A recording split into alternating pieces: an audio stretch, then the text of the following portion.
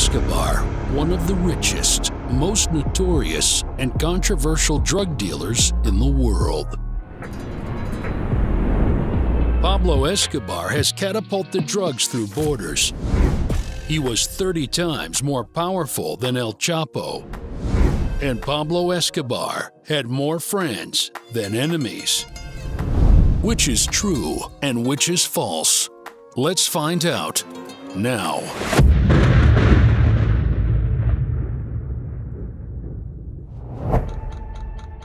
Alpha, cave, shy, animal. The solution of this association is the character of the next episode. Pablo Escobar has catapulted drugs through borders. This turns out to be false. According to the research we have done, it looks like Pablo Escobar has preferred more the air and water to transport his drugs. According to most data, the first transportation of cocaine to the USA was made in 1970 and was made by a plane similar to the planes used in military exercises to raise banners. As time passed and drug production increased, Pablo began to use planes to transport even larger quantities, one of which was the Cessna plane, which was ideal for smuggling drugs. Exploring further methods of transportation, Pablo took advantage of the geographical position of his country, Colombia, and its access to the sea. So he began to use submarines so advanced that they could be managed by remote control and were so powerful that they could carry tons of cocaine. It is said that the two submarines of Pablo were built of wood and a type of fiberglass, where their tracking by the authorities was almost impossible since it was specially constructed to not be noticed by the radars of that time. But Pablo also used the land, and he did this to transport drugs to countries with land borders. He hid drugs in different products such as Ecuadorian cocoa, Chilean wine, Peruvian dried fish, and even in the material of jeans. Methods of hiding that required special expertise to unravel them later. These products, which carry a heavier smell, were perfect for passing border controls, as they confused authorities and control dogs. Pablo has eliminated his enemies by poisoning them. This turns out to be false. According to statistics, Pablo's most frequent and perhaps even the most used method of killing was bombing or gun murders. So, since he lived in such a world, Pablo's murders were done in that way not only to eliminate out someone but also to send a message to many others. Pablo considered this part to be very important. That's why he had professional killers close to him. He had 4 serial killers who in different eras of Pablo's life have killed under his directives. One of them is Andeni Munoz Mosquera, otherwise known as La Quinca. This hitman is considered to be the most ruthless of all, considering the genius yet monstrous methods he used. La Quinca is responsible for killing over 100 passengers on an airplane, where he managed with his bomb to split the airplane in two while it was still in the air. The participation of 2 American passengers in this plane pushed the American authorities to seriously go after this hitman.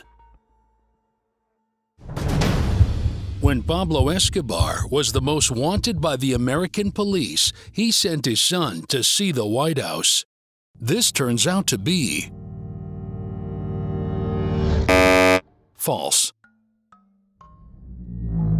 This photo of Pablo Escobar with his little son in front of the White House is one of his most famous photos, and most of the texts or descriptions made for this photo contain writings that in some way show that Pablo was being persecuted by the American state and was so brave as to be photographed in front of the U.S. president's own house.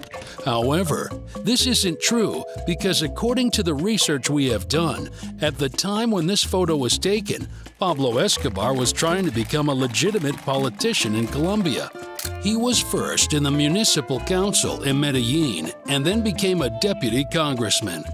It is thought that at the time when the photo was taken, Pablo Escobar traveled with his diplomatic passport. However, such a thing hasn't been verified. Another possibility, which turns out to be perhaps more believable, is that he traveled with one of his fake passports, which he could easily get through the connections he had. So, it is true that Pablo posed in front of the White House, and in fact the photo was taken by his wife during a family trip. Pablo Escobar was 30 times more powerful than El Chapo. This turns out to be true. If we dig deeper and analyze the wealth of the two most famous drug dealers in the world, then we notice quite a big difference. Although the complete verification of the wealth of the two is almost impossible due to the nature of how that money was earned, it is believed that by all calculations, Pablo Escobar's wealth accumulated a net worth of $30 billion at the time of his death, which today would be equivalent to $70 billion. On the other hand, El Chapo is thought to have a net worth of $1 billion, while the total value of his business is alluded to be around $12 billion. According to several different lists, El Chapo takes the 10th place in the list of the richest drug lords in the world, while Pablo Escobar is the first. However, just as Pablo Escobar was in his time, today is El Chapo, and maybe even more if we take into account that we are living in the most digital era so far. Pablo Escobar had more friends than enemies. This turns out to be true. Although, to many people this might seem strange, considering the work Pablo did and the killings he ordered. He actually had the respect of many people and was even called Robin Hood. It is said that Pablo Escobar made an extraordinary contribution to his country, and also, he didn't sell the drugs he produced to his countrymen. He has built housing for the homeless, about 70 soccer fields in the community, and a zoo. But the nature of his work imposed him to have enemies, and during his life there were many of them. His enemies were the authorities who tried to imprison him and other drug dealers who tried to eliminate him. However, when Pablo Escobar died, more than 25,000 people participated in his funeral, where some considered him to be sacred and prayed for him.